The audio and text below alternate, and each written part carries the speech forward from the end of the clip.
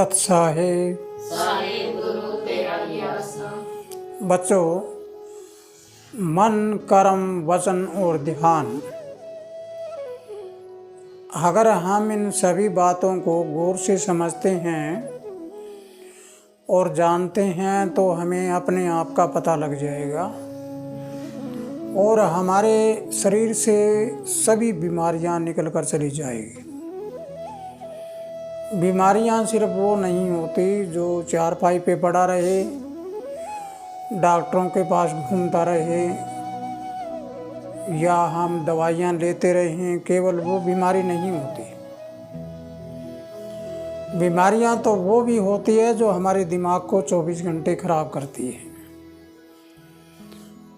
वो जो खराब करने वाली बीमारी है वो एक रोग के रूप में परिवर्तन हो जाती है और वो रोग सारी उम्र भर रहता है हमारे। इसलिए पहला मन का रोगी इंसान संसारिक भोगी होता है। संसार में अनेक बातों का भोग करता रहता है, बीमारियों से जूझता रहता है, हर जगह लड़ाई झगड़ा तनाव में रहता है, खुद डूबता है और दूसरों को भी डुबोता है। तो आइए आज हम शुरू करते हैं पहले मन से कि मन को स्वच्छ कैसे किया जाए। अगर हमारा मन स्वच्छ हो जाएगा तो फिर कर्म कैसा होगा? कर्म भी अच्छा होगा। जब मन स्वस्थ, कर्म भी स्वस्थ, और फिर हमारे वचन कैसे होंगे? वचन भी स्वच्छ होंगे। और जब हमने मन, कर्म, वचन तीनों को सही कर लिया तो चौथा हमारा लगता है ध्यान। ध्यान लगने की क्रिया जब शुरू हो जाती है तो हमें हमारे शरीर के रोम रोम का पता लगना शुरू हो जाएगा। पिछली वीडियो में आपने सुना कि श्वास ही हमारा जीवन है। जब श्वास अंदर गया तो उसने आवाज़ दी ओहंग, का मतलब हुआ ओ सोए हुए प्राणनाथ जाग, यानी हमारे अंदर की प्राण वायु शुरू हो गई और हमारे प्राण हैं वो जाग गए। अब आपको समझ आई है कि हमारे शरीर में जिनको हम प्राण कहते हैं वो प्राण क्या होता है? प्राण वायु, श्वास। श्वास लेने का, हमारा अंदर जाने का जो रास्ता है श्वास नली के द्वारा, उसमें जब श्वास अंदर गया तो उसने आवाज़ दी कि हमारे फेफड़े वगैरह पहले सोए हुए थे और हमारे अंदर की प्राण क्रिया है वो सोई हुई थी। उसने आवाज़ दी कि वो प्राणनाथ तुम जाग। जब प्राणनाथ जाग गया तो जागने के बाद उसकी आंखें खुली तो क्या होगा? आँख खुलते ही हम बाहर का दृश्य देखेंगे। तो जब बच्चा जन्मा तब आंखें बंद थी और जब बंद आँखों में जब प्राणनाथ अंदर गया तो जाते ही आंखें खुली तो क्या देखा? ये बाहर का दृश्य। बाहर का दृश्य देखा तब क्या हुआ? सोहंग। ये आपको पहले बता चुके हैं। अब हमें इस बात को जानना है कि हमारे पास सबसे बड़ा धन, सबसे बड़ी पूंजी वो श्वास है और श्वास की पूंजी हमारी ध्यान के बिना कायम नहीं रहती। अगर हम ध्यान नहीं करते तो हमारे श्वासों की पूंजी समाप्त हो जाएगी। इसका मतलब हमारे धन को, हमारी जायदाद को किसी ने लूट लिया, लूटने वाला कौन है? लूटने वाला मेरे अंदर ही बैठा है। और इसका चौकीदार कौन है? वो भी मेरे अंदर बैठा है। चौकीदार को हमने जगाया नहीं और लूटपाट करने वाले को वो रास्ता मिल गया।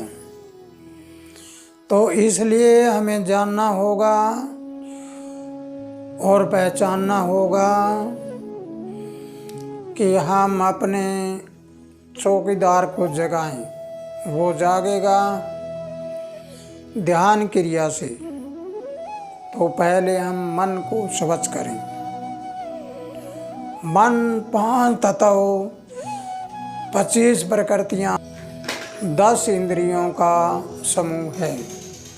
आज हम एक एक करके सुधारें। पहले हम लेते हैं वायु तत्व को। इस वायु तत्व ने हमारे श्वासों का शुरुआत किया और शुरुआत करने के बाद में आना और जाना हो गया।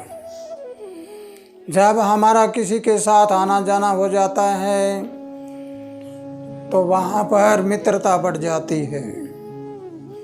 उस मित्रता को कायम रखने के लिए जिम्मेवार कौन है? उसको कायम रखने के लिए जिम्मेवार हम हैं। तो आओ हम इस मित्रता को कायम रखें। और कायम रखने के लिए क्या करें?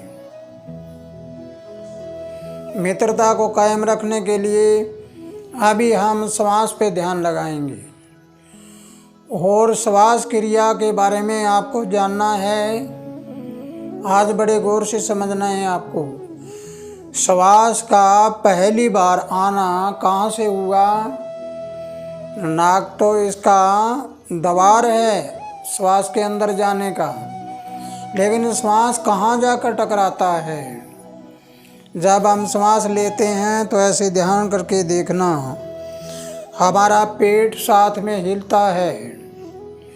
तो जब हम नाभि से यानी माँ के गर्भ में जब बच्चा था तो नाभि का एक नाल जुड़ा हुआ था और जब बच्चा जन्म जाता है तो उसको ऐसे नाल को काट के उसको बंद कर दिया जाता है।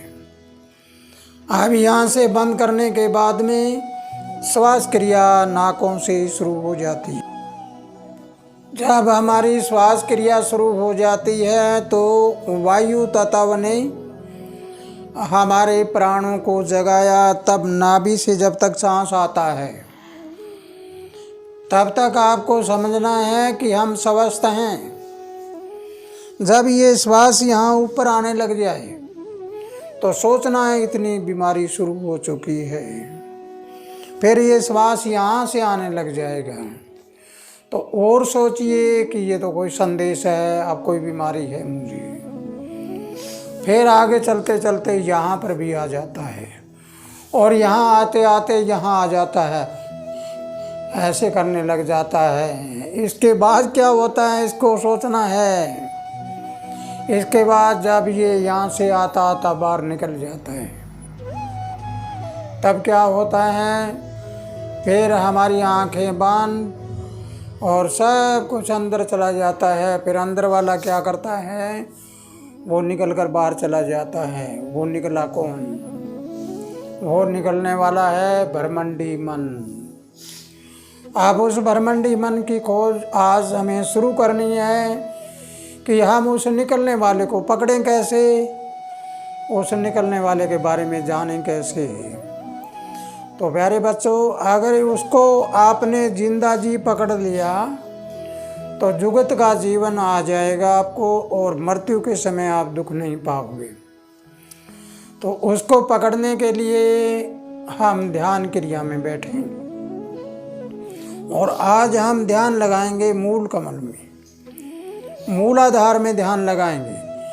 अब आप ऐसे बैठिए और बैठ के लंबे लंबे सांस लीजिए ताकि हमारा पेट अंदर और बाहर हो। एक श्वास लंबा इतना लीजिए कि पेट बिल्कुल पीछे कमर के लग जाए।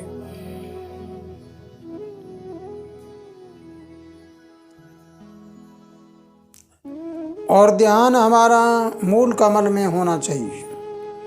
और फिर धीरे धीरे श्वासों को छोड़ें।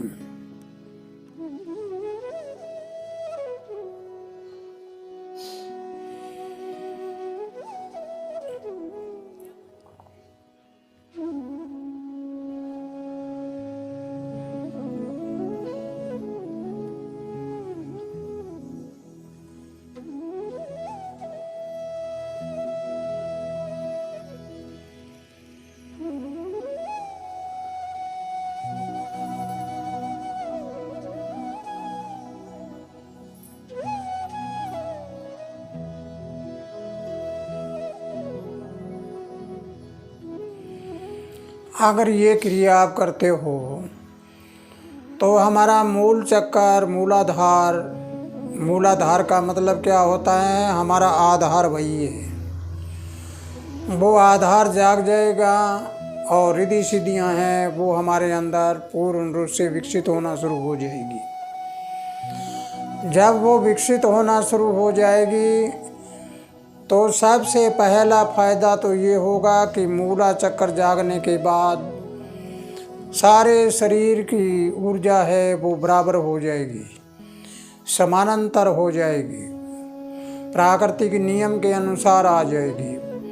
क्योंकि पहली बार जब बच्चे का शरीर बनता है तो पहले रीढ़ की हड्डी के नीचे छोटी सी हड्डी जिसको श्री गणेश कहते हैं, वो बार वाला गणेश का जिक्र नहीं करता जिसके हाथी का सिर लगाया हुआ है, वो नहीं। ये हमारी कमर के पीछे छोटी सी हड्डी है, उस हड्डी की शक्ति है वो है श्री गणेश। उसके एक तरफ रिद्धि होती है, एक तरफ सिद्धि होती है। सिद्धि दाईं तरफ होती है और रिद्धि होती है वो बाईं तरफ होती है। रिद्धि का मतलब होता है संसार की धन माया और सिद्धि का मतलब होता है ज्ञान की धन माया।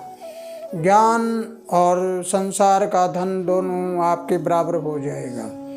जब बराबर हो जाएगा तो दोनों तरफ से हम ऊपर चलते जाएंगे, ऐसे ध्यान में चलते जाएंगे। तो प्यारे बच्चों, आज आपको इसके ऊपर अध्ययन करके देखना है। जब तक अगली वीडियो आए तब तक के लिए आपको इस पर ध्यान लगाना है।